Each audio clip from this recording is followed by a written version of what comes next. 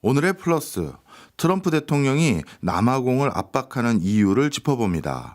서상현 고려대 아시아-아프리카 개발협력센터 연구위원 모셨습니다. 어서 오세요. 네, 안녕하세요. 예, 미국과 남아공 이 두 나라 사이의 관계가 요즘 심상치 않다 이렇게 들었는데요. 네, 그렇습니다. 구체적으로 어떤 상황인지 소개 좀 해주세요.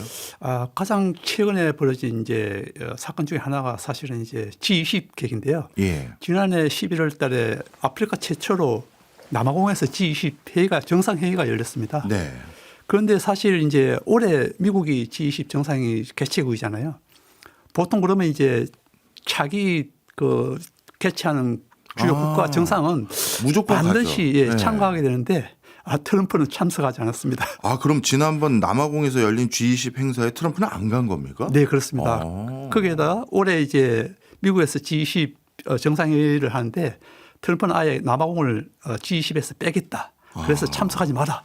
대신 이제 폴란드를 G20 국가로 불러서 초청하는 이런 약간 좀 이상한 갈래로 지금 남게 된 사례가 됐습니다. 네. 이에 대해서 이제 남아공은 그래 굳이 뭐 너네들 오지 마라 하면은 우리 안 가겠다.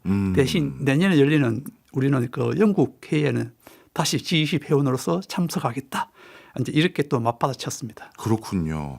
사실 남아공은 아프리카의 맹주 국가 중에 하나로서 G20에 아프리카의 대표성을 가지고 들어갔다 이렇게 판단해도 되는 거 아닙니까? 네, 맞습니다. 예.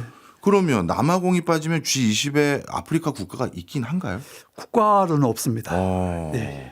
그러면 이거는 굉장히 의미가 좀 그 뭔가 큰 그런 변화를 얘기하고 있는 것 같은데 알겠습니다. 그러면 원래부터 남아공과 미국은 이처럼 사이가 안 좋았나요? 아닙니다. 주로 이제 그 트럼프가 의외적인데 트럼프 이전까지도 아프리카에서는 미국의 가장 우방 국가 중에 하나가 남아공이었습니다. 예. 그 이유는 이제 남아공이 아무래도 정치 경제적으로 아프리카를 대표하는 가장 이제 선도적인 국가였고 또 뭐 이 지리적으로 또 이제 가장 이제 뭐 정치적이라 아니면 이제 지정학적으로도 남아공 위치가 워낙 중요했기 때문에 미국으로서는 또 굉장히 아프리카에서는 유일하게 이 선진국처럼 대접하는 국가가 남아공이었습니다. 거기다가 네. 이제 또 남아공이 보유하고 있는 여러 가지 핵심 광물 뭐 예를 들어서 뭐 요즘 가장 핫한 금이나 백금 같은 게 남아공이 세계에서 가장 많이 생산하는 국가 중에 하나이고 여기에다가 뭐 전기차 배터리에 들어가는 여러 가지 니켈이라든지 여러 가지 핵심 광물도 남아공이 가장 많이 보유하고 있는 국가 중에 하나이기 때문에 미국으로서도 가장 적극적으로 또 이런 분야 자원 분야에서는 협력해야 되는 이런 국가인데 지금 현재 트럼프는 여러 가지 이유 때문에 남아공을 현재 지금 배제하고 있는 상황입니다. 그렇군요. 미국이 항상 중요시 여기는 국가들에는 꼭 자국의 군부대를 놓는 경우가 있는데 네네. 혹시 남아공에도 미군 부대가 있습니까? 없습니다. 예. 지금 현재 미국이 아프리카에 군사 기지를 보유하고 있는 국가는 지금 지부티에 예. 해군 기지가 하나 있고. 근데 지부티는 워낙 많은 나라가 있으니까요. 맞습니다. 중국도 있고 뭐 프랑스도 예. 있고 뭐 다 있는데 이제 아프리카 많은 국가들이 이제 비동맹 그 주의를 하다 보니까 가능한 이제 자국의 강대국들의 군사 기지를 안 두려고 하는 두지 않으려는 게 있고 특히 이제 미국 남아공 같은 경우는 이제 1994년 아파르테이트가 종식되면서 이제 흑인 국가들이 예. 이제 흑인들이 이제 집권하게 되면서 흑인 국가 되면서 특히 이제 그런 군사적인 측면에서는 사실 이제 기지를 둔다든지 이런 건 하지 않는데 그래서 이제 남아공 같은 경우는 뭐 미국이든 아니면 뭐 영국이든 또 중국이든 러시아든 또 자기네들 또 이해관계에 따라서 또 군사훈련 같은 거는 따로 또 하고 있습니다. 그렇군요. 이해가 됐습니다. 맞아요. 아프리카는 제3세계 진영을 지향했기 때문에 단순히 군부대 보유 여부로 미국과 남아공의 관계를 다 설명할 수는 없는 부분이 있었군요. 네네. 자, 그러면 나름대로 광물이라든가 또 지정학적인 위치 이런 것들로 미국이 신경을 많이 썼던 국가가 남아공인데 왜 트럼프 대통령 집권 이후 이렇게 사이가 벌어진 겁니까? 일단은 트럼프의 두 가지 이제 어떻게 보면 뭐 정책 트럼프가 소위 말하는 이제 정책 중에 하나인데 하나는 이제 어떻게 보면 초기부터 자기네 그 미국의 지지 기반이 백인 어떻게 보면 블루 칼라들이 주요 기반인데 예. 어떻게 보면 인종차별적인 약간의 그런 견해를 많이 표현했거든요. 트럼프 자체가. 예. 그래서 뭐 잘 아시겠지만 현재 미국에서 많이 문제되고 있는 그 현재 그 불법 난민들을 갖다가 추방하는 문제 네. 이런 것도 이제 주로 대부분이 보면 이제 뭐 라틴계라든지 아시안계 뭐 여러 가지 또 뭐 그런 계통이 많고 또 거기다 한때는 또 우리가 잘 알고 있는 이제 머스크 같은 경우가 또 같이 또 이렇게 합리해서 또 약간 또 백인 우월주의 같은 이런 약간 뭐 이데올로기가 있지 않았었나 그런 게 하나 들고 또 다른 하나는 사실은 이제 남아공이 그 브릭스 국가의 핵심 국가 중에 하나입니다. 5개 네. 초기 초창기 이제 그 브릭스 형성했던 5개 국가 중에 하나인데 사실 이제 미국이 주 타겟이 중국이지 않습니까? 근데 중국하고 협력하는 주 그룹 중에 하나가 이제 브릭스고 특히 이제 브릭스가 가장 그 최근에 가장 이제 취하고 있는 노선 중에 하나가 탈달러 노선이지 않습니까? 네. 가능한 달러를 배제하고 그 브릭스만의 그 뭐 화폐도 만들고 그래서 이걸 통해서 미국의 어느 정도 그 영향력을 좀 줄이자 하는 이런 이제 시도를 하다 보니까 사실은 이제 미국 입장에서는 이 브릭스 국가들이 굉장히 이제 못마땅한 거죠. 예. 그래서 아시겠지만 뭐 중국이야 뭐 관세를 옛날부터 많이 이제 했지만 인도에도 50% 관세를 매겼었고 브라질에 대해서도 50% 관세를 매겼었고 남아공도 거기에 대해서 25% 관세를 매길 정도로 그러니까 브릭스 국가들에 대한 안 좋은 인식 이게 그 중에 하나가 이제 남아공인데 여기다가 또 남아공이 결정적으로 또 이스라엘에 대해서 또 이제 이렇게 이스라엘 그 총리를 갖다가 국제사법재판소에 이제 이렇게 제소하게 되면서 이제 트럼프가 우리의 가장 우방국인 이스라엘을 갖다 괴롭힌다. 이런 신념 때문에 아마 이제 이 남아공에 대해서 약간 이제 인종차별을 들먹이면서 좀 이렇게 이 남아공에 대한 압박을 가하고 있는 그런 상황이라고 보시면 될 것 같습니다. 그 부분도 참 궁금했어요. 남아공은 이스라엘이 가자 지구에서 2만 명 넘게 학살한 이 사실에 대해서 가장 먼저 사법재판소에 제소했던 국가로 알려져 있는데 네네네. 이 남아공이 특히 가장 선두에 쓴 이유가 있나요? 일단은 남아공은 흑인들 같은 경우는 과거에 인종차별 정책으로 해서 가장 큰 피해를 본 인종이라고 생각되거든요. 민족이라고 생각되거든요. 그러다 보니까 힘 있는 과거의 백인들이 자기네들 힘없는 흑인들을 갖다가 무력이든 정치적인 경제적인 이런 압박을 통해서 차별을 했기 때문에 그에 대해서 굉장히 큰 분노를 갖고 있는데 지금 현재 지난해부터 이어졌던 한 2년 동안 이어졌던 이스라엘의 그 가자지구 정책도 과거에 자기네들이 당했던 흑인들이 당했던 이런 압박을 자기들이 공유한다 이렇게 생각하기 때문에 이에 대해서 굉장히 그 남아공 입장에서는 그에 대한 분노심이 많았던 거죠. 가자 지구에 일어나는 일도 어떻게 보면 또 하나의 남아공과 비슷한 형태의 현상이다 생각해서 이렇게 의견을 적극적으로 제기하고 있는 거군요. 그다음에 미국에서 좀 지적하고 있는 부분인 남아공 정부가 남아공에 있는 백인 농장주의 땅을 강제로 뺐고 이거를 뭐 예를 들어서 흑인 사회에게 뭐 공유했다. 뭐 이런 보도들도 있더라고요. 이거는 사실입니까? 일부는 사실일 수 있는데 대부분이 사실은 사실은 아닙니다. 진짜 문제는 이제 남아공에서도 가장 진짜 문제는 사실 흑백간에 아직도 존재하고 있는 경제적 격차거든요. 사실 백인들이 아직도 뭐 아주 좋은 광산들, 뭐 예를 들어 백금이라든지 뭐 금광이라든지 뭐 철강석 같은 아주 돈 되는 광산들은 사실 백인들이 거의 다 대부분 장악하고 있고 여기에다가 토지도 대부분이 좋은 토지들은 사실 현재까지도 백인들이 다 장악하고 있습니다. 그러다 보니까 이제 흑인들 입장에서는 우리가 1994년에 흑인들이 이제 중심이 된 국가가 됐는데 왜 아직까지 이런 경제적 격차는 줄어들지 않지 이렇게 이제 많은 사람들이 분노를 하고 있습니다. 그러면서 이제 일부 이제 정당들 같은 경우는 이제 흑인 급진주의적인 이제 이념, 예를 들어서 백인들이 갖고 있는 광산이라든지 토지를 모두 몰수해서 이걸 흑인들에게 분배해야 된다. 이런 이제 뭐 선동적인 수도 있고 사실은 또 이제 흑인들 입장에서는 뭐 좋은 정책을 생각하면서 이제 그걸 이제 펼치지만은 사실 그렇지만 이제 ANC 같은 지금 현재 94년 이후에 계속 이제 집권하고 있는 아프리카 민족의 ANC 같은 경우는 이렇게 백인들의 권력 그러니까 경제적인 권력 토지라든지 강산을 다 이렇게 몰수했을 경우는 과연 남아공 경제가 견딜 수 있을까? 그에 대해서 의문이 많았거든요. 그 사례가 이제 남아공 바로 위에 있는 짐바브웨를 이제 우리가 그 사례를 들 수 있는데 사실 이제 남아공 위에 있는 짐바브웨 같은 경우도 1980년까지는 백인들이 집권하고 있던 국가였거든요. 여기도.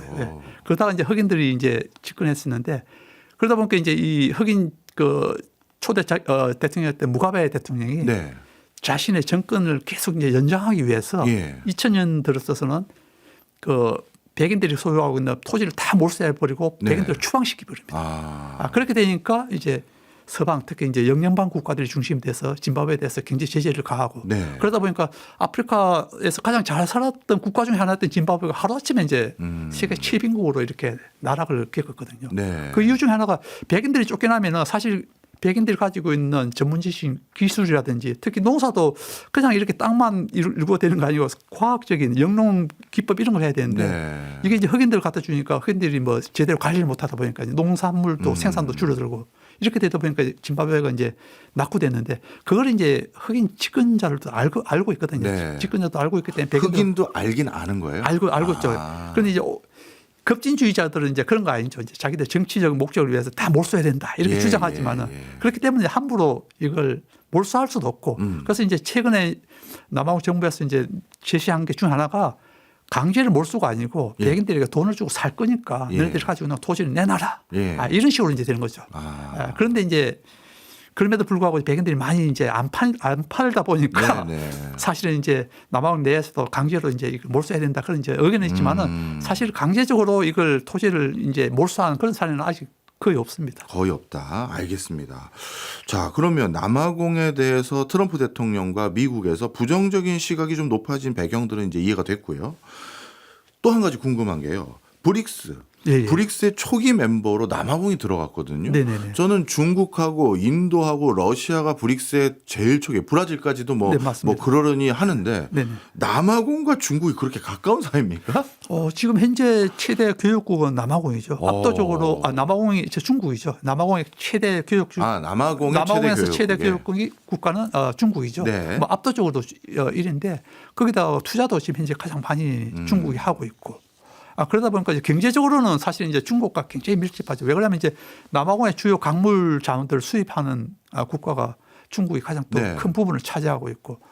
그리고 또 이제 흑인 정부 들어서서는 약간은 이제 서방하고는 약간 좀 거리를 두고 중립주의를 더 강화하고 있거든요. 네. 비동맹 노선을 더 강화하고 있다 보니까 아무래도 이제 균형적인 외교를 위해서 그동안 미국이나 아니면 이제 유럽에 치우쳤던 이런 외교를 갖다가 중국하고 이제 좀 더 이제 강화시키면서 좀 약간 어떻게 보면 중간자적인 이런 이제 역할을 좀 많이 하는데 또 거꾸로 봤을 때 서방, 미국이나 유럽 같은 경우는 그동안 친서방하다가 이제 이 경제적으로도 그렇고 중국하고 너무 밀집하다 보니까 뭐 유럽은 좀 뭐 그걸 좀 약간 이해하지만은 미국 입장에서는 특히 트럼프 입장에서 사실 이제 그걸 잘 용납하지 못하다 보니까 그에 대한 어떻게 보면 최근에 그 괘씸죄 같은 이런 게 좀 이렇게 걸리지 않았나 그렇게 또 생각도 해봅니다. 그렇군요. 그런데요, 중국을 제1의 교역국으로 삼고 있는 나라는 남아공 말고도 많지 않겠습니까? 네네네. 그리고 중국이 광물을 수급받는 거래처 역할을 하는 국가들도 많을 텐데 네네네. 굳이 남아공이 이렇게 적극적으로 브릭스의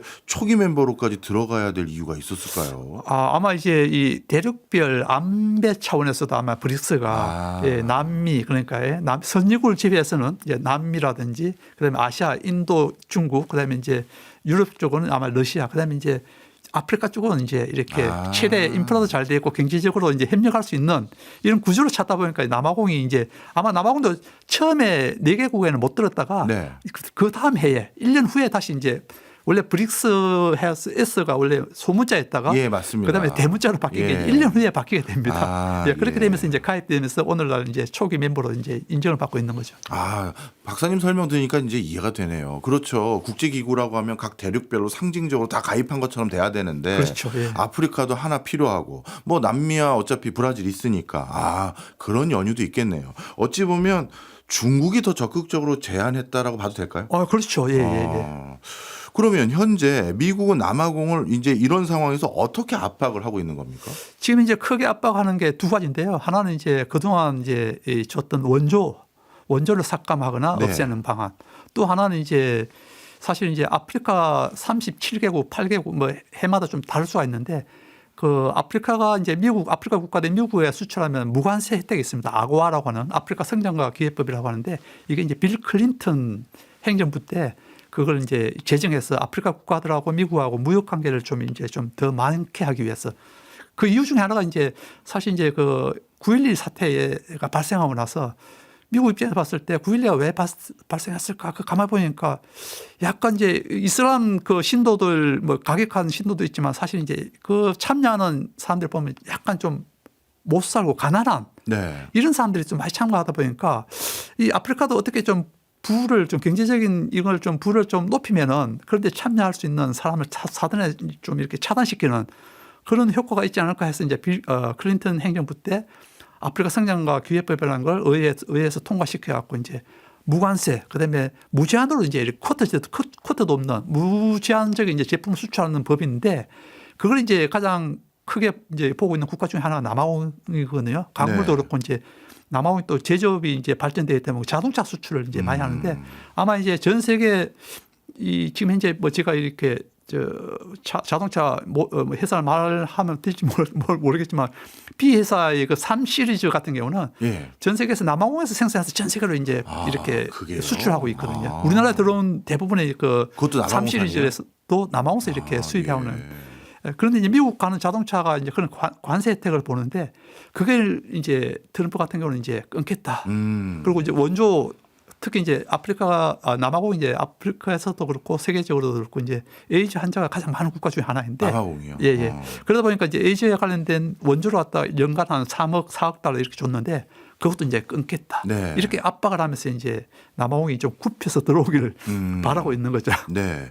남아공은 다른 아프리카 국가와 달리 그래도 굉장히 경제적 체력이 좋은 나라로 알려져 있는데 혹시 아직까지 원조에 의존해야 될 국가 중에 하나입니까? 아닙니다. 저희 그 우리나라에서 ODA 제공하는 국가에서도 빠져 있고요. 네. 예, 이런 소득에서도 한참 올라가 있기 때문에 빠져 있는데 단지 이제 의료라든지 이런 그런 분야 쪽은 이제 선진국들이 이제 이렇게 해주는데 도움을 받아야 되는. 예, 특히 이제 에이즈 같은 이런 문제는 한 나라만의 문제가 아니기 때문에 그건 이제 미국에서 지금까지 많이 해줬는데 네. 그걸 지금 이제 중단한다는 거기 때문에 사실 이제 남아공이 뭐 원조 ODA에 이렇게 의존하는 국가 아니기 때문에 사실 이제 미국이 경제적인 원조를 끊는다는 건 사실 큰 의미는 없는 네, 상황입니다. 이해했습니다. 경제적인 원조를 끊는다는 건 의미는 없지만 남아공의 제스처 정도 취하는 효과가 있을 거고 그렇죠. 대신 관세라든가 이런 거는 남아공에 좀 타격이 있겠네요. 네네네 맞습니다. 그러면 이런 상황 정도라면 미국에 전적으로 의존하는 국가도 아니고 ODA에 의존하는 국가도 아닌데 그럼 아예 남아공이 미국 눈치 보지 않고 우리 독자적으로 가겠다. 오히려 이런 쪽을 선택하지는 않을까요? 그런데 이제 남아공도 사실은 지금 현재는 아예 이제 아까 말씀드렸지만 남아공이 미국에서 올해 G20 초청 안 해. 그럼 우리 안 가겠다 이렇게 막 당당히 또 하면서 또 그럼 우리는 중국하고도 더 긴밀하게 하겠다 이런 제스처도 많이 하거든요. 예. 그럼에도 불구하고 이제 남아공이 사실은 이제 초반에는 흑인 정권 이후에 초반에는 경제 성장이 좋았습니다. 5%, 네. 5%, 6% 성장했는데 사실 이제 주마 정권 들었으면서 이 부정부패 문제 이런 게 또 그리고 이제 전력 문제, 발전소 문제 이런 게 낙후되다 보니까 전력 생산이 부족하고 하다 보니까 이제 경제 상황이 계속 지금 한 5년간은 1%대 이제 성장뿐이 이루지 못하고 있거든요. 예. 그런데 지금 현재 남아공 내에서는 또 실업 문제가 굉장히 큽니다. 실업 문제가 공식적으로 한 40% 되거든요. 네, 굉장히 높습니다. 그러다 보니까 이제 사실 이런 일자리 창출을 위해서는 적어도 5% 이상을 성장을 해야 되는데 네. 이런 상황에서 미국이 또 이제 이런 그나마 큰 의존은 수출에 크게 미국에 의존하고 있지는 않지만 그래도 이제 또 관세를 높이면 그에 대한 또 타격이 있다 보니까 그렇기 때문에 또 경제 성장이 더 안 좋을 수밖에 없고 그렇기 때문에 이제 남아공 정부 입장에서도 약간 조심스럽게 접근하고 있죠. 그럼에도 불구하고 미국과 지금 대척점에 있는 건 사실이니까요. 뭔가 남아공에서도 대안을 찾을 것 같은데 지금 대안으로 모색하고 있는 부분은 뭐가 있을까요? 지금 현재는 대안을 아직까지는 이제 지금 트럼프가 일방적으로 이제 남아공에 싸움 건 게 아니잖아요. 그렇죠. 예, 트럼프가 먼저 싸움 걸었어. 예. 그리고 또 남아공 또 흑인 정부가 또 어떻게 보면 자기네들은 아프리카를 대표한다 이렇게 또 생각하고 있거든요. 예. 그렇기 때문에 자존심이 좀 큽니다. 그래서 지금 당장 미국에 대해서 이렇게 우리가 굽혀서 들어간다 그런 사실 시그널은 잘 안 보일 것 같아요. 예. 안 보일 것 같은데 그래도 이제 시간이 좀 지나면은 남아공도 사실은 미국도 사실은 남아공이 굉장히 필요하거든요. 그럴 것 같아요. 아프리카 진출하는 자국 기업들도 그렇고 그다음에 아까 말씀드렸던 남아공의 풍부한 핵심 광물도 그렇고 그리고 중국을 견제하는 차원에서 또 남아공이 또 필요하고 그렇기 때문에 제가 봤을 때는 어느 정도 이제 예를 들어서 이제 남아공에서 백인들에 대해서 차별적인 정책을 하지 않는다 이런 걸 좀 어느 정도 좀 성과를 가시적인 성과를 보여준다든지 그리고 사실 지금 현재 남아공 정부가 백인이 중심된 제1야당하고 연립정부를 형성하고 있거든요. 그래서 지금 연립정부에 참여하고 있는 이 백인 정당이 아마 이제 미국을 좀 설득하면은 조만간에 이 큰 문제가 좀 사라지지 않을까 또 그런 생각이 들고 또 나중에 또 G20 회의가 열 때쯤 되면은 아마 또 다시 초청할 가능성이 또 높을 거라 저는 또 보고 있습니다. 하긴 그렇네요. 아직까지 회의까지 시간도 좀 남았고 많이 남아 있습니다. 또 트럼프야 입장을 180도 바꾼 적도 너무 많아서 그렇죠. 예, 예. 진짜 남아공이 중요한 나라인데 그냥 등지고 있을 수는 없을 것 같은 생각도 듭니다. 앞서 일부에서 미국과 남아공의 사이가 벌어졌던 여러 이유들을 설명해 주셨는데요. 그중에 하나가 또 토지 개혁 문제라고 해야 될까요? 백인들이 점유하고 있는 토지와 관련된 이슈들도 얘기를 하나 해주셨습니다. 자, 그런데 정치권은 우리 민간과 달리 약간 명분이 있어야 다시 관계를 복원하고 뭐 하는 그런 제스처를 할 수 있지 않습니까? 네네. 그럼 트럼프는 이미 미국 정부에서는 아프리카 남아공에서 백인들이 가지고 있는 토지를 강제로 몰수했다. 사실 여부를 떠나서 그 이슈를 제기했는데 네네. 그럼 거기에 대해서 뭔가 변화가 있거나 지금 상황이 개선돼야 그다음 남아공과 미국이 다시 G20에서 만나고 그런 일이 일어나지 않을까요? 맞습니다. 그래서 이제 남아공 정부에서도 최근에 보면 이제 굳이 백인들의 토지를 갖다가 뭐 산다는 그 입장을 갖다가 뭐 굳이 이제 잘 표현을 하지 않고 있습니다. 남아공은 이제 백인들이 자발적으로 자기네들이 뭐 이렇게 정부에서 어느 정도 가격이 협상이 되면은 판다. 이런 식의 자발적인 토지 거래를 유도하는, 그래서 예를 들어서 기준에 뭐 구입 대금이 뭐 예를 들어서 뭐 평당 국내 기준으로 평당 예를 들어 100만 원이었다면 그 가격을 정부에서 좀 높여주면 그리고 남아공 백인들 입장에서도 어느 정도 또 이제 가격에 맞으면 내고가 되면 사실 이제 그걸 또 팔 수 있는 이런 그렇겠죠. 협상이 되거든요. 그래서 이제 중간에서 이제 아까 말씀드렸지만은 지금 연립 정부에 들어와 있는 이 백인 중심의 제1야당이 지금 현재 그 기존에 이제 백인 그 농장주를 대표하는 단체들이 있거든요. 이들과 협상을 통해서 어느 정도 팔 수 있는 땅은 팔 수 있고, 그다음에 이제 뭐 굳이 이 사람들 안 판다면 우리가 강제로 하지 않겠다. 그 대신 우리가 좋은 쪽으로 줄 거니까 뭐 팔 수 있을 때 좀 팔아라. 이런 식의 내고 협상을 통해서 이제 어느 정도 그런 뉴스들이 좀 나오면은 또 뭐 트럼프 같은 경우는 굿 뉴스다 하면서 아마 이제 또 관계를 또 회복시킬 수 있는 하나 계기가 또 만들 수 있지 않을까 이렇게 예상이 됩니다. 온건한 정책에 대한 메시지가 좀 나와도 그게 명분이 될 수 있겠군요. 그렇죠. 예. 그럼에도 불구하고 앞서 말씀 주신 것처럼 남아공에는 흑인 급진주의자들도 있다고 해 주셨는데 그 국유화해야 된다. 그 사람들 반발도 좀 고민이 될 것 같습니다. 예. 그런데 남아공 사람들이 약간 그나마 좀 이렇게 합리적인 게 선거를 통해서 해도 사실 그렇게 주장했을 때 흑인들이 대부분이 찬성할 것 같은데 흑인들이 의외로 그 당에 대해서 지지도가 그렇게 많지 않습니다. 그래요? 네, 그래서 뭐 유럽이나 어디 다른 지역에서 극우가 이렇게 막 요즘에 최근에 핫이슈 돼갖고 지지도가 굉장히 올라가는 그런 상황이 있는데 남아공에서 봤을 때는 어떻게 보면 이 극우에 반대한 극좌 이런 이제 개념인데, 그럼에도 불구하고 이들의 인기가 사실 그렇게 높지 않은 이유 중에 하나가 이걸 이제 흑인들도 알거든요. 자기네들이 과거에 아까 말씀드렸던 짐바브웨 사례도 봤고, 그리고 자기네들이 과연 토지를 받았을 때 지금 현재 백인들이 하고 있는 만큼 자기네들이 생산할 수 있을까, 농업을 경영할 수 있을까, 그에 대한 의문점도 있기 때문에 사실은 이제 한꺼번에 모든 걸 이렇게 요구하지 않고 차근차근 이렇게 점진적으로 이제 하는 이런 걸 이제 남아공 원래부터 만델라 정권부터 시작했었고, 그거 이제 조금 진전되어 나가는 그런 방향으로 이제 아마 갈 것 같습니다. 그렇군요. 조금 더 역사적인 맥락에서 한번 좀 근본적인 거 한번 짚어볼까요? 원래 그럼 남아공은 원래 시작부터 원주민 살던 곳이었고, 그렇죠. 백인들은 이주해왔고, 또 그 사이에 그 굉장히 악독한 정책들도 많이 했던 게 사실이지 않습니까? 그렇게 세워진 나라인데 어떻게 이렇게 그래도 합리성을 흑인들은 계속 가지고 있을 수 있을까요? 참 신기하네요. 그 맥락 좀, 역사적인 맥락 좀 설명해 주세요. 네, 뭐 잘 아시겠지만 이제 뭐 17세기 이때 되면 이제 그 대항해 시대하면서 유럽인들이 이제 이 아시아로 가는 항해를 시작하는데, 사실 이제 그 항해하다 보니까 이제 이 케이프타운이라고 하는 최남단 그쪽 지역에 이제 이렇게 잠깐 머물면서 이제 가야 되는, 오랫동안 이제 배를 끌고 가면 물도 부족하고 또 신선한 야채도 필요하기 때문에, 그러다 보니까 이제 케이프타운을 발견해서 그 이제 백인들이 이제 정착하면서 농사를 짓기 시작하거든요.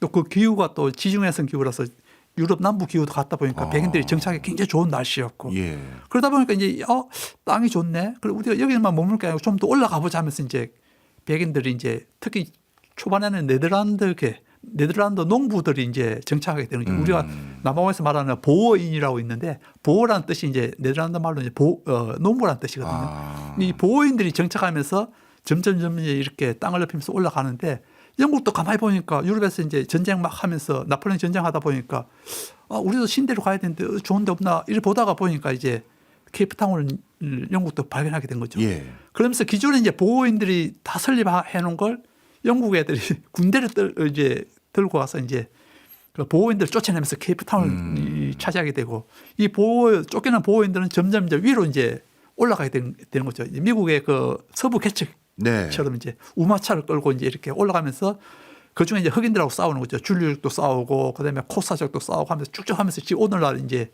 남아공 이제 이 행태를 만든 게 이제 보호인들이 만든 거죠. 예. 그렇게 되면서 이제 이 통치를 하게 되는데 그러다 보니까 이제 백인들이 이제 특히 이제 보호계 아프리카너들이라고 하는데 이들이 이제 생각한 게 인종차별 정책 아파르테이트라는 그러니까 백인하고 흑인하고는 근본적으로 너네들하고 우리하고 인종이 다르다. 네. 백인은 우월하고 흑인은 열등하다. 이런 개념을 계속 주입시키고 그걸 정책으로 이제 만든 게 세계 최초로 이제 인종차별 정책을 예. 펼치게 되는 거죠. 아, 그렇군요. 네네. 그리고 백인들 사이에서도 사이가 계속 안 좋은 겁니까? 남아공 가면 되게 특이한 게요. 행정, 입법, 사법의 위치가 다 다르더라고요. 그거 네네. 왜 그런 겁니까? 아까 말씀드렸지만 이제 케이프타운이 초기 정착인데 여기 예. 이제 영국이 이제 그 네덜란드계 보호인을 쫓아내면서 이제 여기를 자기네들이 차지했지 않습니까? 그러다 보니까 영국이 이제 주로 의회 중심이 국가잖아요. 예. 그러다 보니까 여기다가 이제 의회를 만들었고 예. 그 보호인들은 이제 쭉쭉 올라가면서 중간 지점이 이제 그 블룸폰테이라고 하는데 이쪽 지역이 이제 주로 이제 다이아몬드하고 금이 많이 발생했던 났던 예. 지역입니다. 그래서 또 이제 그 정착하고 있었는데 영국 애들 보니까 저기 금이 많고 다이아몬드가 많네 하면서 그걸 또 다시 또 이제 전쟁을 벌여서 우리가 소위 말하는 이제 보호 전쟁이라고 예. 하는 영국과 네덜란드계 중심의 이 그 아프리카너들하고 전쟁이 발생해 갖고 그러면서 다시 영국이 그 지역을 차지하는 거죠. 그리고 또 이에 그 쫓겨난 이제 아프리카너들 보호인들이 다시 이제 오늘날 요하네스버그 쪽으로 이제 가면서 그에 또 금광이 발견되는 거죠. 그러다 보니까 영국이 다시 또 그걸 점령하고 그러면서 두 같은 백인이지만은 예. 네덜란드계인 그 보호인들하고 영국계하고 굉장히 사이가 안 좋습니다. 아. 그렇지만 이제 인종 그 인종적인 숫자로 봐서는 아프리카너계 보호인들 중심계가 한 60%, 네. 그러면 이제 영국계가 40%. 그러다 네. 보니까 투표를 하다 보니까 백인들만 투표를 하다 보니까 정권은 아프리카너들 그러니까 보호인들이 잡고 대신 이제 경제권은 거의 대부분이 이제 영국계들이 영국계가. 잡는 이런 구조가 되어서 오늘날 이제 이렇게 남아공이 정착되었던 거죠. 그렇군요. 그러면 지금은 영국계와 네덜란드계는 다시 사이가 좋습니까? 아직도 사실 안 좋습니다. 아이고, 네, 앙금이 많이 참. 남아 있는데 그 이유 중에 하나가 이제 과거에 이제 보호 전쟁 때 네. 영국인들이 그 아프리카너들 그냥 보호계 주민들을 엄청나게 학살했습니다. 네. 특히 이제 여자들하고 어린애들을 갖다. 아이고. 그러다 보니까 그에 대한 악감정이 아직도 남아 있고 예. 그러면서 이제 1994년에 이제 다인종 선거를 통해서 오늘날 이제 흑인 국가가 들어서는데 그때 이제 초대 대통령이 만델라 대통령입니다. 네. 만델라 대통령이 추진했던 게 무지개 국가. 예. 그게 뭐냐면 이제 다인종들이 함께 조화롭게 살자는 무지개 국가를 주창했고 다른 하나가 이제 진실과 화해 정책이라 해서 TRC라고 하는 우리나라에서도 이제 과거에 이제 김대중 정부 때 그걸 도입해서 이제 실시했었는데 TRC라는 게 뭐냐면은 과거에 백인들이 저질렀던 인권 문제 이런 걸 다 법정에 나와서 이렇게 자기가 한 일이 잘못됐다 하면 다 이렇게 죄를 사하는 그걸 통해서 이제 인종 간의 화합을 통한 거죠. 그게 이제 이 남아공에서 이제 그동안 이제 이렇게 어느 정도 이렇게 흑백 간의 이 좀 갈등이 좀 이렇게 봉합되는 그런 사태고 그게 지금도 이제 이어져 온다고 생각하시면 됩니다. 그래서 이제 지금 흑인 정권이 과거에 자기 초대 대통령이었던 만델라가 그 TRC 진실과 화해 위원회를 만들어서 그걸 백인들을 갖다 죄를 갖다가 다 이렇게 사면해주고 했기 때문에 지금 현재 와서 다시 이제 백인들을 차별해서 쫓아내야 된다. 그런 거는 지금 현재 집권하고 있는 ANC 같은 경우는 하지 못하고 있는 상황이죠. 그렇군요. 말씀 쭉 듣고 보니까 이게 백인 흑인만의 갈등도 아니고 백인 내에서도 반목도 있고 국가가 복잡하네요. 그렇죠. 그러면 지금은 법적으로는 적어도 차별을 두는 건 엄격히 금지하고 있는 거 맞죠? 맞습니다. 예. 그러면 남아공에 실제 법원에 가거나 아니면 실제 사회생활을 하거나 취업을 하거나 이럴 때 법으로는 금지했지만 실상은 또 어떻습니까? 사실은 이제 법적으로는 인종차별이라는 단어 자체를 꺼내는 게 금기어로 되어 있거든요. 말도 못하는 거군요. 사실 그걸 뭐 이야기한다는 것 자체가 굉장히 금기시되어 있고 반면에 경제적으로는 이제 이 흑인 정부가 아직도 아까 말씀드렸지만 흑백 간의 이 빈부격차가 워낙 심하거든요. 적어도 한 5배 정도가 이제 이 백인하고 흑인하고 이제 빈부격차가 나다 보니까 네. 그걸 어느 정도 이제 완화시켜줘야 되는 그거는 네. 이제 의무가 있지 않습니까? 그렇겠죠. 책임감도 있고 예. 흑인 정부가 그러다 보니까 이제 기업들 뭐 대기업이든 뭐 중소기업이든 기업에 이제 이렇게 그 임원도 그렇고 그다음에 이 사원을 뽑을 때는 의무적으로 이제 흑인 할당률이 있습니다. 그걸 이제 흑인 경쟁력 강화법이라 해서 BEE법이라는 게 있는데 여기는 의무적으로 여성을 갖다가 몇 퍼센트 임원으로 앉혀야 되고 의무적으로 또 뭐 흑인을 갖다가 경영진을 앉혀야 되고 이런 식의 이제 비율을 맞춰야 되는데 만약 그걸 달성하지 못하면 정부가 조달하는 이 조달 사업에 전혀 참가할 수 없습니다. 예. 그래서 이제 외국 기업들도 당연히 와서 이제 그걸 맞춰야 되고 예. 예를 들어서 우리나라 이제 전선 만드는 대한전선 같은 경우도 남아공에 이제 그 조그마한 전선 그 기업을 인수해서 네. 그 비법을 갖다 활용해 갖고 정부 조달 적극적으로 이제 이렇게 받고 하면서 지금 현재 남아공에서 가장 잘 나가는 케이블 업체 중에 하나로 이제 성공을 했거든요. 예. 그래서 어떻게 보면은 이걸 잘 활용하면은 기업이 성공할 수 있는 확률도 있고 반면에 이제 또 사실 일도 안 하고 일도 잘 못하는 이제 이 사람들을 의무적으로 고용해야 되면은 그에 대한 인건비라든지 이런 효율성 이런 문제도 사실 좀 있거든요. 이런 건 사실 어떻게 보면 또 기업의 또 경쟁력 입장에서 봐서는 이게 또 좀 떨어질 수 있는데 그래도 이제 이 흑인들에 대한 이 어느 정도 또 뭐 그 취업률도 시켜줘야 되는 이런 상황에서는 사실 이제 그 법을 정부에서는 계속 이제 유지하고 있는 상황이죠. 그렇군요. 그런데 이제 모든 정책들을 보면요. 그런 뭐 어떤 긍정적인 효과를 또 필요한 효과를 기대해서 정책을 집행하다 보면 뭔가 문제가 생기고 그것 때문에 다시 반동적인 어떤 예전으로 돌아가야 된다 이런 흐름도 있지 않습니까? 네네네. 혹시 이렇게 그 차별을 금지하고 계속 같이 밸런스 있게 살기 위한 정책들을 추진했는데 그걸로 인해서 다시 과거로 가자 이런 움직임은 없어요? 그거는 뭐 크게 지금 공식적으로는 없죠. 공식적으로 없는데 그런데 지금 현재 이 뭐 백인도 사실은 이제 어떻게 보면은 자기네들 과거에 살았던 영광스러운 과거에서 인종차별하면서 사실 불을 누렸던 네. 그런 세대들은 지금 어떻게 보면은 굉장히 큰 압박을 받고 자기네들 역차별을 받고 있다 생각하거든요. 예. 왜 그러냐면 이제 백인들은 사실은 이제 학교로 가도 등록금을 더 많이 내야 되고 흑인들은 거기다 장학금이나 뭐 이런 게 받으면서 그냥 거의 공짜로 공부할 수 있는데 흑인들 같은 경우는 그다음에 한국 사람도 마찬가지죠. 뭐 유럽 가서 이제 돈을 내면서 이제 이렇게 돈을 비싼 등록금을 내면서 하는데 그런 차별 그다음에 이제 세금을 내도 마찬가지입니다. 예. 백인들이 이제 운영하는 뭐 이렇게 자기가 이렇게 기업이라든지 그다음에 자기가 연봉이 높은 뭐 이런 직종에 전문직에 있던 이러면은 세금이 훨씬 많고 네. 흑인들에 비해서 훨씬 많고 물론 이제 부의 이제 공정 배분이라는 측면에서 어떻게 보면 그게 이제 어떻게 보면 이해될 수 있지만 그걸 이제 사실 흑인들도 많이 받는 연봉을 많이 받는 사람이 있는데도 불구하고 똑같이 받아도 흑인들보다는 백이 더 많이 내야 되는 그러니까 인종 간의 이런 약간의 역차별적인 백인들이 봤을 때는 그런 차별도 있고 또 반면에 또 흑인들 같은 경우는 또 초대 대통령이었던 뭐 만델라 그다음에 2대 대통령이었던 타보 은베키 같은 이 대통령들은 사실 좀 국가를 위해서 어떻게 보면 이제 어떻게 남아공을 좀 건설할까 이런 좀 신념이 많았는데 그 이후에 좀 주마 대통령이 들어서고 이러면서는 흑인들도 이제 어느 정도 세월이 지나다 보니까 국가보다는 개인적인 욕심을 더 많이 챙기고 있습니다.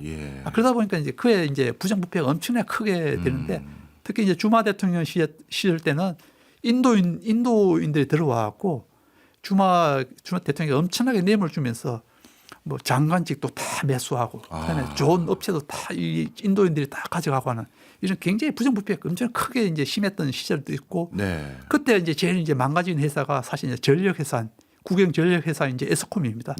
사실 제가 유학 갔을 때에도 남아공이 세계에서 가장 전기료가 싼 국가 중 하나였거든요.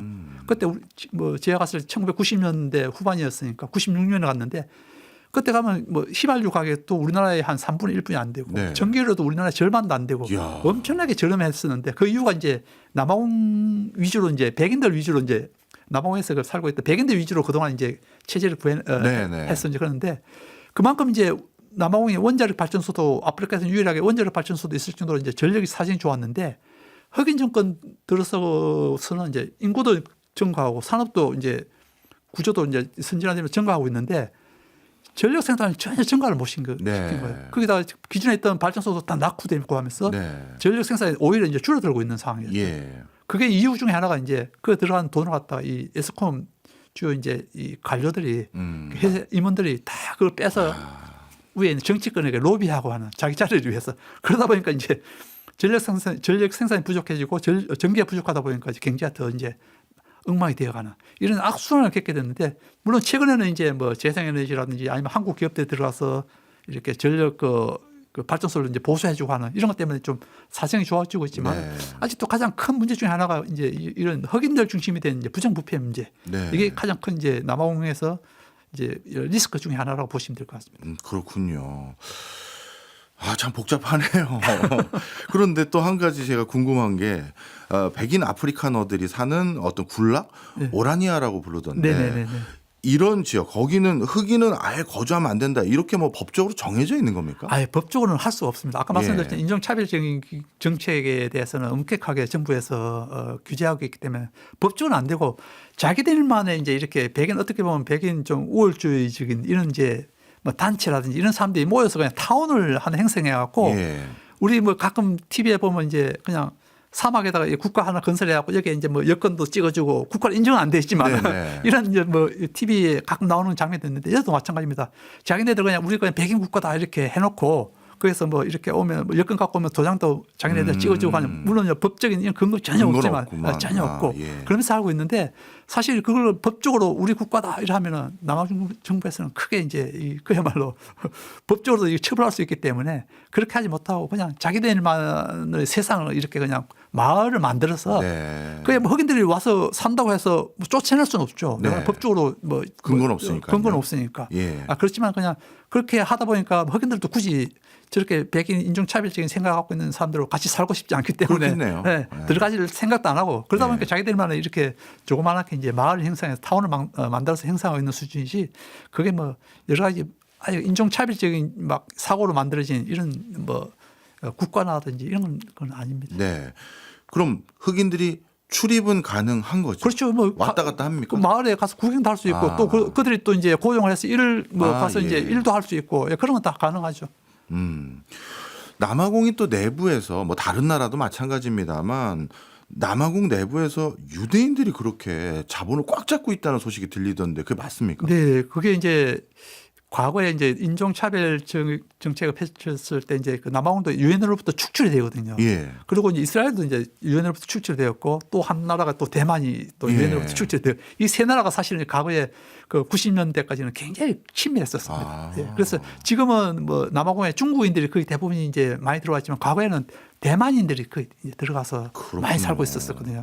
그러면서 이제 남아공에서 풍부한 다이아몬드 이것도 세공 기술은 이스라엘 애들이 최고거든요. 예. 그러다 보니까 이제 이스라엘 자본하고 기술이 이제 남아공에 들어왔고 이들은 이제 다이아몬드 산업을 이제 이 활성화시키고 또 그러면서 또 이제 이 또 유태계 뭐 이스라엘에서 살지 않았지만 오펜하이머 같은 이제 네. 유태계 사람들이 이제 앵글로 아메리칸 이 그 세계적인 이제 강물에서 설립해 갖고 남아공에서 이제 주로 이제 금광이라든지 그다음에 네. 다이아몬드 그다음에 이제 뭐 이 다른 핵심 강물 같은 이런 걸 개발하면서 이 유대인들이 이제 엄청나게 저 돈을 많이 모으게 되고 이걸 또 금융 자본으로 또 행사하면서 남아공에 이제 가장 그 남아공에 이제 뉴욕이라고 하는 도시가 이제 이 요하네스버그 안에 있는 센턴 지역이 있습니다. 네. 이 센턴 지역은 가면 이제 뭐 세계 최대 이 유통 그 몰이 있을 정도로 엄청나게 큰 유통 그 몰들 중심으로 되어 있고 네.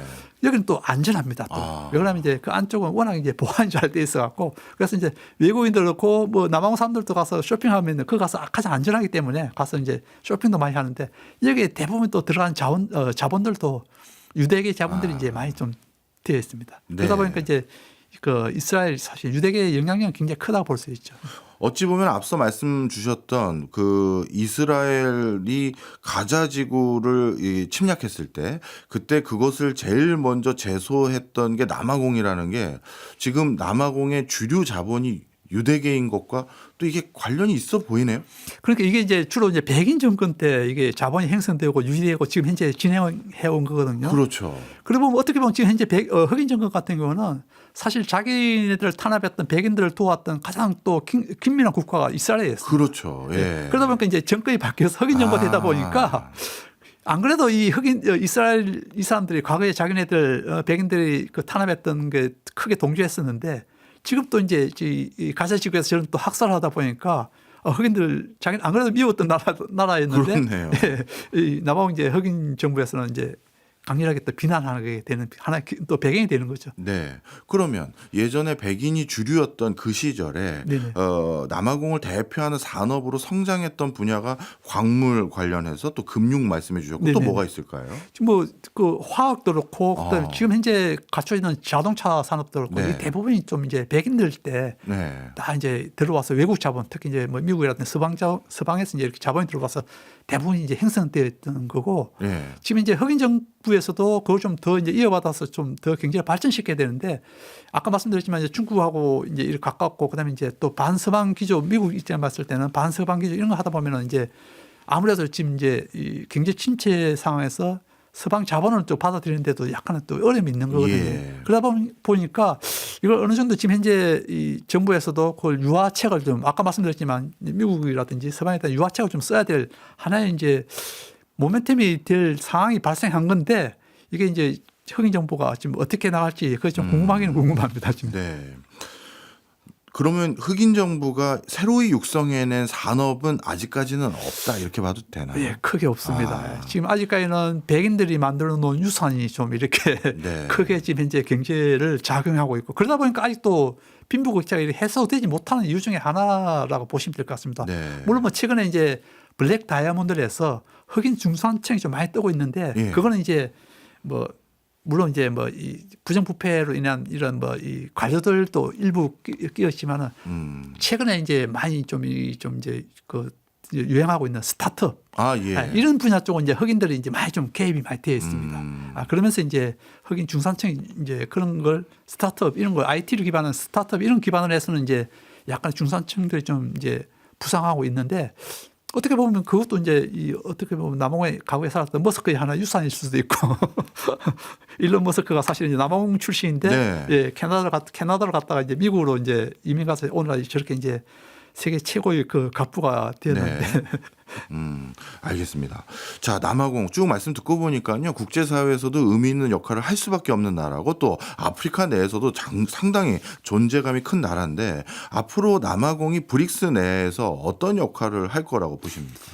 조금 전에도 말씀드렸지만은 이 남아공은 사실은 이제 중간자 역할을 아마 많이 할 겁니다. 네. 서방하고 이제 기존에 이제 워낙 이제 서방하고 이제 유럽이나 미국하고 이제 친서방 노선을 걷다가 최근 들어서 흑인 정부 이후에는 이제 중국 중심으로 하는 우리가 소위 말하는 글로벌 사우스라고 하는 이런 국가들과의 관계를 강화하고 있거든요. 특히 이제 남아공 뭐 우리가 소위 말하는 글로벌 사우스의 뭐 대표 국가면 뭐 중국이나 인도도 하지만은 남아공도 자기 나름대로는 자기네들이 글로벌 사우스의 대표 국가다 이렇게 지금 생각하고 있거든요. 네. 그래서 지금까지 뭐 기존에 그랬던 친서방보다는 이제 향후에는 브릭스가 뭐 글로벌 사우스의 가장 대표적인 기구 중에 하나인 이제 브릭스에 이제 힘을 쏘면서 좀 더 가지 않을까. 물론 그 와중에 지금 현재 뭐 트럼프와의 갈등 좀 있겠지만은 그거는 뭐 또 가면 미국하고 또 남아공의 협력할 분야가 여러 분야가 있기 때문에 정치적으로도 그렇고 경제적으로 여러 분야가 있기 때문에 그 부분은 어느 정도 시간이 가면 좀 이렇게 뭐 미국과 관계는 좀 이렇게 또 좀 좋아질 것 같고요. 네. 반면에 이제 브릭스하고의 관계는 지금보다도 아마 좀 더 힘을 쏟지 않을까. 물론 트럼프의 또 견제도 많이 들어오겠지만 그 와중에서도 뭐 남아공 경제는 또 글로벌 사우스와의 하고 또 이런 그 영향력, 그 교육도 그렇고 투자 자본도 그렇고 더 영향이 크기 때문에 향후에 글로벌 사우스 측면 힘에 좀 더 싣는다면은 브릭스와의 협력도 더 강화할 것으로 이제 예상되고 있습니다. 네. 사실 이제 근데 중국색 자본이 많이 들어온 국가들이 보면요. 나중에 또 그것도 고민이 되는 국가들이 많더라고요. 혹시 남아공에서도 슬슬 그런 우려는 없습니까? 주로 그 중국 자본이 들어와서 이제 문제가 되는 게 주로 인프라 분야 쪽이거든요. 예. 인프라 이제 주로 뭐 철도라든지 뭐 항만이라든지 뭐 우리 잘 알고 있는 뭐 예를 들어서 케냐 그 철도 전철 그거는 사실 이제 340억 달러를 갖다가 중국이 투입했었는데 그 수익이 안 나거든요. 예. 계속 그러다 보니까 계속 이제 케냐 세금으로 이제 그걸 메꾸고 있는 이런 상황인데 그런 측면에서 이제 어떻게 보면 뭐 부채의 덫 이런 것도 이제 나올 수 있는데 다행히 남아공은 이제 뭐 중국이 인프라 쪽에 투자한 건 거의 없습니다. 예. 주로 자기들이 필요한 강물 쪽이라든지 그다음에 이제 금융 쪽 은행도 이제 중국이 들어와서 이제 이렇게 투자한 분야 있는데 그러다 예. 보니까 사실 남아공이 이제 뭐 중국 뭐 자본 때문에 이제 뭐 부채 듯이라든지 이런 데 걸릴 가능성은 좀 낮다 보시면 될 것 같습니다. 네. 사실 우리나라도 또 광물 자원이 많이 필요하고 또 우리도 미국이 아닌 또 중국이 아닌 새로운 또 활로를 모색할 국가들이 많이 필요한데 네네네. 마지막으로 한국과 남아공 앞으로 어떤 관계 설정하면 좋을까요? 사실은 이제 한국이 가장 먼저 FTA를 갖다가 체결하자고 제안했던 국가 남아공입니다. 칠레가 칠레 아니에요? 이전에 예예. 아. 그런데 남아공에서 거부했었습니다. 아, 그래요? 그래서 지금 뭐 우리가 못했었고 지금도 계속 남아공이라든지 이 아프리카 몇 나라에 대해서 우리가 FTA 좀 체결하자 우리가 좀 예. 이렇게 어떻게 보면 사정하고 있는 상황인데 아. 그게 왜 그러냐면은 이제 아까 말씀드렸지만 우리가 앞으로 향후에 이제 뭐 반도체 이후에 계속 우리가 좀 이렇게 가져가야 될 먹거리 중에 하나가 배터리 분야이잖아요. 예. 사실 이제 배터리 관련된 소재는 우리가 거의 대부분 중국에 의존하고 있는데 이 중국에 의존하고 있는 상당 부분을 아프리카 특히 남아공에서 많이 좀 해소할 수 있거든요. 네. 특히 뭐 이 망간도 그렇고 그다음에 크롬도 그렇고 니켈도 그렇고 이런 부분이 남아공에 굉장히 많기 때문에 우리가 적극적으로 뛰어들어서 이제 협력해서 우리가 해야 되는데 사실 우리 기업들이 아직까지는 많이 진출하지 않고 있습니다. 다만 이제 포스코 같은 경우가 이제 남아공에 망간도 그렇고 크롬도 투자해서 네. 사실 그것을 이제 우리가 정제해서 이제 한국에 가져와서 우리 스테인리스 이제 여기 이제 사용하고 있거든요. 예. 다른 이제 뭐 배터리 회사들도 좀 적극적으로 들어가서 좀 해야 되는데 아직 안 되는데 거기다 또 남아공이 사실 이제 아프리카의 그 진출 그 근거지거든요. 네. 우리나라 기업의 한 50% 이상은 다 남아공에 법인을 두고 있습니다. 예. 그 정도로 뭐 우리나라뿐만 아니라 일본도 그렇고 다른 국가들은 마찬가지고 그만큼 이제 경제적인 인프라도 잘 되어 있기 때문에 아프리카 진출의 거점으로서 남아공이 최우선으로 이제 선정되어야 되기 때문에 반드시 우리가 좀 이렇게 남아공을 좀 이렇게 잘 살펴보고 그다음에 네. 우리가 협력 분야를 적극적으로 우리가 좀 해야 되는데 아직은 좀 덜 적극적인 이런 상황입니다. 광물 분야 협조가 잘 안 되는 이유는 우리의 적극성이 미진한 겁니까? 아니면 남아공에서도 조금 거리를 두는 또 다른 이유가 있는 거예요? 남아공에서는 적극적으로 투자를 받으려는데 예. 국내 기업들이 아직까지는 이제 아프리카 쪽에 이제 아직 적극적으로 이제 진출을 안 하다 보니까 그런데 뭐 향후에 이제 좀 더 이제 중국 탈의존하려면 이제 적극적으로 진출할 기업들이 있을 건데 아직까지는 좀 이제 포스코를 제외하고는 좀 덜 진출하고 있는 상황입니다. 알겠습니다. 우리가 그동안 잘 몰랐던 남아공 오늘 제대로 배울 수 있는 시간이었던 것 같습니다. 지금까지 서상현 고려대 아시아 아프리카 개발협력센터 연구위원이었습니다. 고맙습니다. 네, 감사합니다.